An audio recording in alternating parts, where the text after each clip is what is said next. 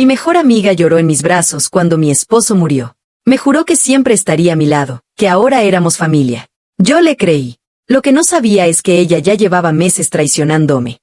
El día del funeral ella no se separó de mí ni un segundo, sostenía mi mano mientras yo apenas podía respirar, me decía que fuera fuerte, que ahora yo no estaba sola, que ella sería mi apoyo, y en medio de mi dolor le creí cada palabra. Después del entierro se quedó a dormir en mi casa, decía que no quería que pasara las noches sola, cocinaba, limpiaba, organizaba todo como si fuera su hogar, y yo, completamente rota, agradecía tenerla cerca. Pasaron los días y empecé a notar pequeños detalles que en ese momento no quise ver, mensajes que escondía cuando yo entraba al cuarto, llamadas que cortaba rápido, miradas largas cuando mencionaban el nombre de mi esposo, pero pensé que era parte del duelo, hasta que una tarde, buscando unos papeles importantes del seguro de vida, tuve que usar su computadora porque la mía no encendía. Abrí una carpeta sin querer y vi mi nombre escrito ahí. El corazón me empezó a latir tan fuerte que pensé que se me iba a salir del pecho. Dudé unos segundos antes de abrirla, pero algo dentro de mí me dijo que lo hiciera, y en ese instante mi mundo empezó a resquebrajarse, porque lo que vi ahí no tenía nada que ver con amistad, ni con apoyo, ni con duelo, y mientras escuchaba sus pasos acercarse por el pasillo entendí que estaba a punto de descubrir una verdad que jamás iba a poder olvidar. Cerré la carpeta de golpe cuando escuché que se acercaba y fingí que estaba revisando correos. Ella entró sonriendo y me preguntó si había encontrado los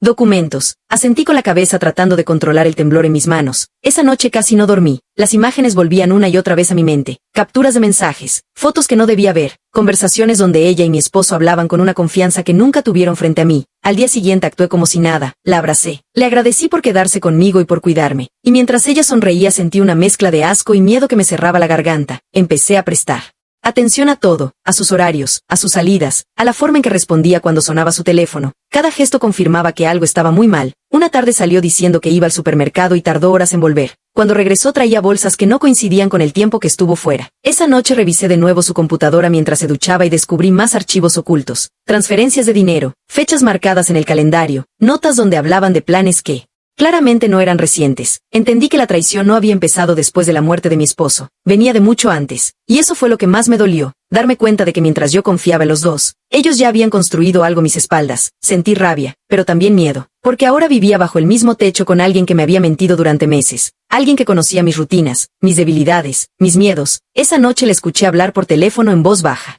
Desde su habitación, mencionó mi nombre y dijo que todo estaba bajo control. Ahí supe que ya no solo estaba descubriendo una traición, estaba entrando en un juego peligroso donde yo no sabía todas las reglas, y mientras me acostaba fingiendo normalidad, una sola pregunta no dejaba de martillarme la cabeza. ¿Qué tanto sabía ella que yo todavía no había descubierto? Desde esa noche empecé a fingir mejor que nunca, aprendí a sonreírle sin que notara el nudo en mi estómago, a agradecerle la comida, aunque no tuviera hambre, a escucharla hablar de lealtad y amistad mientras por dentro me preguntaba cuántas mentiras más podía sostener. Empecé a revisar la casa con otros ojos y descubrí cosas que antes no veía. Un cajón que siempre estaba cerrado ahora parecía abierto, papeles movidos, objetos fuera de lugar, como si alguien buscara algo desesperadamente. Una tarde encontré mi bolso revuelto y entendí que ya no era solo yo investigando. Ella también estaba intentando averiguar cuánto sabía.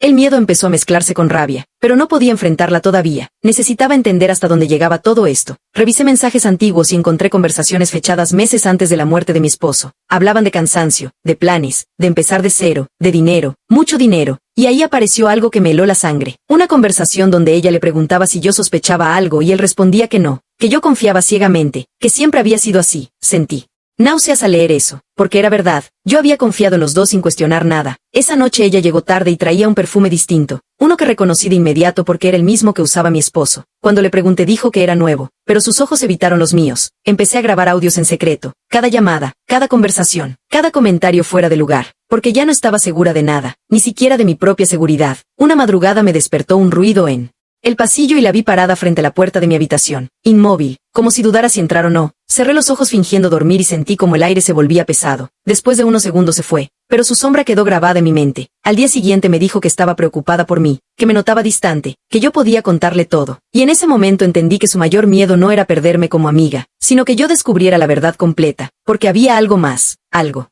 mucho más grande que todavía no salía a la luz. Y mientras le escuchaba hablar supe que ya no había vuelta atrás, que este juego apenas estaba comenzando y que la próxima cosa que descubriera podía cambiarlo todo. Los días siguientes se volvieron una actuación constante, yo fingiendo normalidad y ella fingiendo preocupación. Pero algo había cambiado entre nosotras. El ambiente en la casa era denso, cargado, como si ambas supiéramos que estábamos caminando sobre una línea invisible. Empecé a notar que controlaba mis horarios, me preguntaba dónde iba, con quién hablaba, incluso sugería acompañarme a todos lados. Decía que era por mi bien, pero yo sentía que era una forma de vigilarme, Una tarde recibí una llamada de un número desconocido y cuando contesté nadie habló, solo respiración del otro lado. Colgaron segundos después. El miedo se instaló en mi pecho como una sombra permanente. Esa noche ella me preguntó si había recibido llamadas raras. Lo dijo tan casual que supe que no.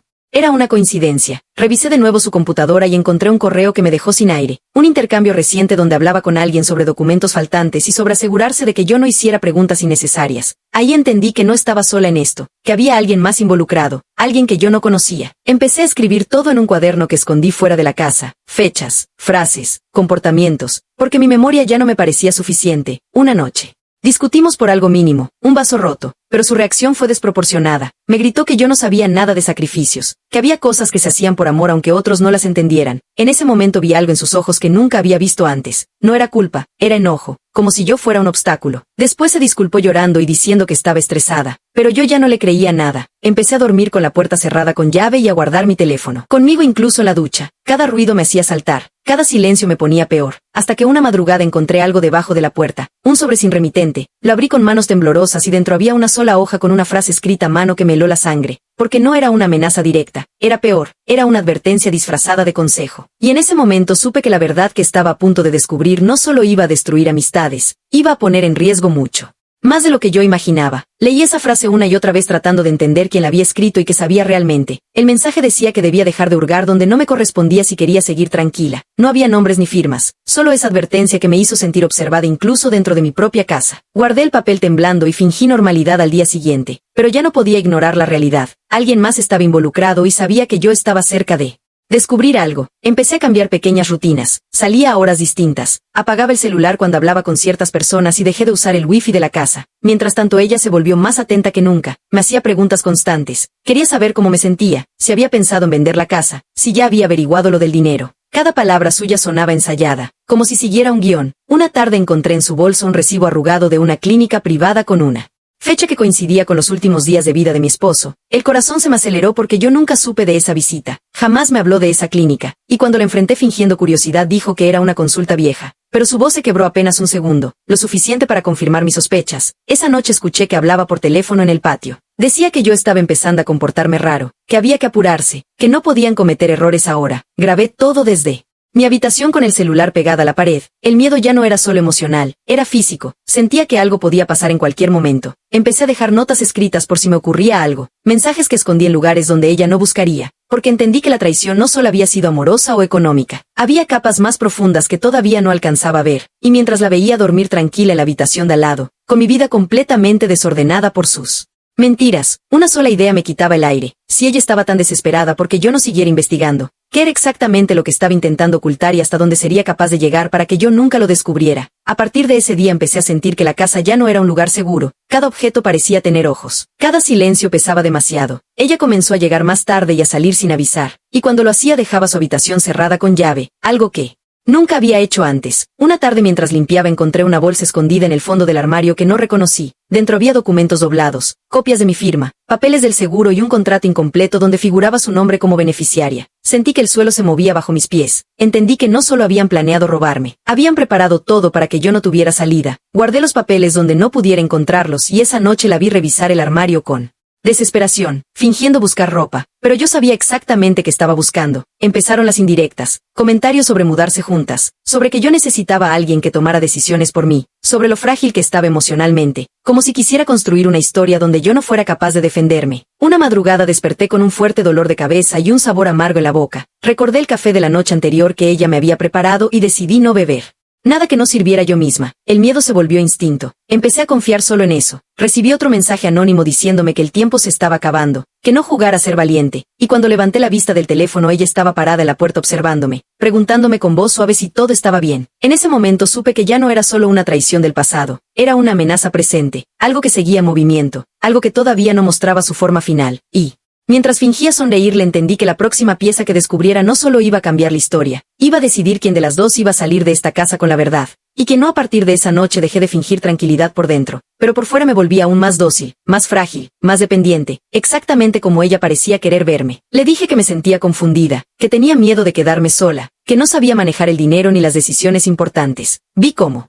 Algo en su expresión se relajaba, como si confirmara que su plan estaba funcionando. Empezó a hablarme de médicos, de terapias, de lo difícil que era para alguien en mi estado tomar decisiones racionales, y entendí que estaba preparando el terreno para algo más grande. Una mañana encontré una carpeta nueva sobre la mesa con información sobre tutelas legales y poderes notariales. Dijo que solo era por si acaso, por si yo recaía emocionalmente, por si necesitaba ayuda. El estómago se me cerró. Porque ya no estaba hablando como una amiga preocupada, estaba hablando como alguien que quería control total. Empecé a esconder copias de todo fuera de la casa, en lugares donde ella jamás imaginaría. Cada prueba era un seguro de vida para mí. Una tarde recibí un correo desde una cuenta desconocida con solo 2 palabras en el asunto. Ya sabes.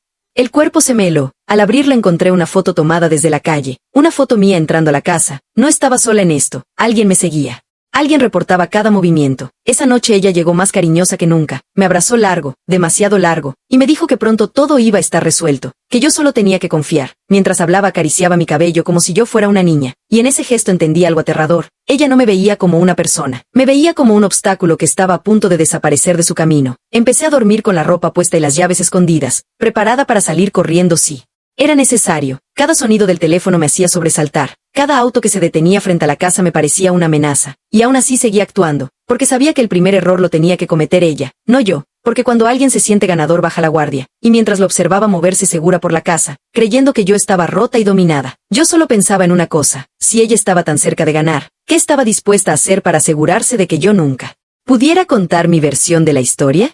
Con el paso de los días empecé a notar que ya no solo me observaban dentro de la casa, también afuera. Un auto oscuro apareció varias veces estacionado frente a la esquina, siempre distinto conductor, mismo modelo. La primera vez pensé que era coincidencia, la segunda ya no, la tercera sentí un frío recorrerme la espalda. Ella actuaba como si nada, pero cada vez que salíamos juntas aceleraba el paso, como si quisiera asegurarse de que yo no hablara con nadie. Una tarde me acompañó al médico sin que yo se lo pidiera y respondió por mí cuando el doctor preguntó cómo me sentía. Dijo que yo estaba muy sensible, que a veces confundía recuerdos. La miré sin poder creer lo que escuchaba, pero sonreí y asentí, porque entendí que estaba construyendo una versión de mí donde yo no era confiable, donde cualquier cosa que dijera podía ser descartada. Esa noche revisé mi teléfono y noté que algunos mensajes no estaban, llamadas borradas, registros incompletos. El pánico me golpeó fuerte. Alguien había tenido acceso a mi celular. Empecé a escribir todo a mano, escondí números importantes dentro de un libro viejo, cambié contraseñas desde un computador público y dejé preparada una mochila por si tenía que irme de improviso. Mientras tanto ella comenzó a hablar de viajes, de empezar de nuevo en otro lugar, lejos de recuerdos dolorosos. Decía que yo necesitaba eso, que juntas podríamos sanar, pero su mirada no hablaba de sanar,